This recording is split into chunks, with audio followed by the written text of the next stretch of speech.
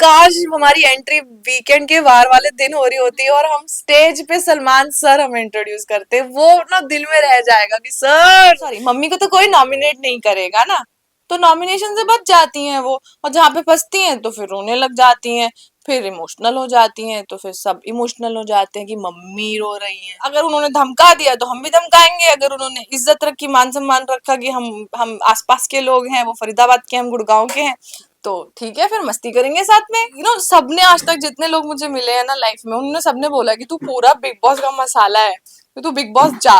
तो मैं इस कहती थी अच्छा जिस दिन बुलाएंगे मैं पक्का जाऊंगी, और देखो वो दिन आ गया। Alright guys, so you are watching IWM Buzz. So firstly, welcome to IWM Bus. Big congratulations. Thank you. How this journey started from your side? कब से आप ट्राई कर रहे थे बिग बॉस में आने के लिए? एंड ये कैसे इस बार फाइनलाइज्ड? मैं सच बोलती हूँ कि मैं कभी भी ट्राई नहीं कर रही थी, मैं सिर्फ बिग बॉस देख रही थी रोज। और अचानक एक दिन फोन आता है और कहते हैं do you want to join Bigg Boss. मुझे लगता है फेक कॉल है, और मैं कहती हूँ फेक। Seriously? हाँ, अचानक से अभी बिग हाँ. बॉस चल रहा है, मिडल ऑफ द सीजन, मुझे अचानक से कॉल आता है, do you want to join Bigg Boss. I am like fake call. And थोड़ी सी उन्होंने बात करी तो आई रियलाइज कि no it's not a fake call, कोई प्रैंक नहीं है ये मेरे ऊपर। तो then I got excited, I was like yes I want to do it, I want to do it. मैंने कहीं पे ट्राई नहीं किया था, कहीं पिच नहीं किया था, मैं सिर्फ बिग बॉस घर पे बैठ के बहुत शिद्दत से देख रही थी और वो मैनिफेस्ट हो गया। चेकलिस्ट में था बिग बॉस करना? चेकलिस्ट में एक्चुअली सबने आज तक जितने लोग मुझे मिले हैं ना लाइफ में, उन्होंने सबने बोला कि तू पूरा बिग बॉस का मसाला है, तो तू बिग बॉस जा। तो मैं इस कहती थी अच्छा जिस दिन बुलाएंगे मैं पक्का जाऊंगी, और देखो वो दिन आ गया। बट वाई नो, सब बोलते थे कि you are the masala of Bigg Boss. क्या वो एक है जो हम देख सकते हैं बिग बॉस में? देखो, जब मैं अच्छी हूँ ना तो मैं बहुत अच्छी हूँ, और मैक्सिमम टाइम में बहुत अच्छी हूँ। बहुत ही रौनक लगाती हूँ, बहुत मस्तीखोर हूँ, बहुत ही चिल वाइब रहती है। अगर मैं कहीं पे हूँ तो आपकी भी एनर्जी ऊपर हो जाएगी। बट ऑपोजिट बिल्कुल, अगर आपने मेरे को पिन चुबोई तो फिर आप देखो कि मैं कितनी पिन वापस चुबोती हूँ। तो सीधा कलेश। बिग बॉस का घर ही जाना जाता है जहाँ एक दूसरे को पोक किया जाता है, कई सारे कलेश होते हैं घर में। आपको लगता है कि आपके आए दिन फिर झगड़े होते रहेंगे अगर कोई आपको पोक किया? झगड़े तो मेरे को लगता है कि जो अंदर जाएगा उसके झगड़े तो होंगे ही होंगे, मेरे भी होंगे, कलेशन मैं भी कम नहीं हूँ। कौन आपके टारगेट लिस्ट में हो सकता है? जिस तरह से आपने अभी तक बिग बॉस देखा है, कौन है एक ऐसा कंटेस्टेंट जो सबको जा जाके पोक कर रहा है? जैसे चाहत है, सबको इरिटेट करती है, तो हम्म. वो मुझे भी किसी टाइम भी इरिटेट करने आ जाएगी, और जिस मिनट इरिटेट करने आएगी मेरे से सहा नहीं जाएगा, फिर मैं कुछ बोलूंगी फिर वो पीछे पड़ जाएगी, फिर वो उसका ऐसे बोल दिया, ऐसे घटिया घटिया। तो शायद चाहत और रजत दलाल, अगर उन्होंने धमका दिया तो हम भी धमकाएंगे, अगर उन्होंने इज्जत रखी, मान सम्मान रखा कि हम आसपास के लोग हैं, वो फरीदाबाद के, हम गुड़गांव के हैं, तो ठीक है फिर मस्ती करेंगे साथ में। पर वो हमेशा बोलते कि वो लड़कियों को कभी धमकाते नहीं है, वो लड़कियों के साथ हमेशा अच्छा पेश आते हैं। कहाँ अच्छा पेश आते हैं, अभी थोड़ा थोड़ा सब तो नाराजगी में है उनसे। कि आपको क्या लगता है घर का कौन ऐसा कंटेस्टेंट है जो डम्प है? दम भी चाहती है, उसके पास और कोई गेम नहीं है सिवाय विवियन के और कॉफी के पीछे पड़े रहने का, कुछ नया नहीं है। And who is the smartest one? Smartest Shilpa ji, सबसे अच्छी गेम शिल्पा जी खेल रही हैं मदर इंडिया बन के, कि मैं तुम्हारी भी प्यारी हूँ, मैं तुम्हारी भी प्यारी हूँ, मैं तुम्हारी भी मम्मी हूँ, मैं तुम्हारी भी मम्मी हूँ। मम्मी को तो कोई नॉमिनेट नहीं करेगा ना, तो नॉमिनेशन से बच जाती हैं वो। और जहाँ पे फंसती हैं तो फिर रोने लग जाती हैं, फिर इमोशनल हो जाती हैं, तो फिर सब इमोशनल हो जाते हैं कि मम्मी रो रही हैं। बग्गा जी हम्म। और सारा जी शो में ज्यादा निखर कर नहीं आ रहे जिस तरह से बाकी कंटेस्टेंट्स है। क्या कहना चाहेंगे, क्या एक टिप आप देना चाहेंगे उन दोनों कंटेस्टेंट्स को? सारा नीड्स टू रियलाइज कि वो माइंड कोच है, उनके हस्बैंड माइंड कोच है, और वही थोड़ा सा साइकोटिक हरकतें कर रही हैं, विच इज नॉट गुड, मतलब नॉट अप्रिशिएबल। तो शी नीड्स टू रियलाइज कि अगर वो जानबूझ के ऐसे एक्टिंग कर रही हैं ये, तो वो नहीं, एज एन ऑडियंस अच्छा नहीं लग रहा है, नहीं मजा आ रहा है। और बग्गा जी प्लीज कंबल से बाहर आइए, सोइए कम, और जो आप खेलते हैं ना शायरी वायरी जो सब करते हैं वो ज्यादा कीजिए। बट जैसा हम देख रहे हैं, बिकॉज दो ग्रुप में डिवाइड हो चुका है, एक विवेन का है और वही दूसरा शिल्पा जी का है, करण है उस ग्रुप में। ये दोनों ग्रुप में काफी टशन देखने को मिल रहा है।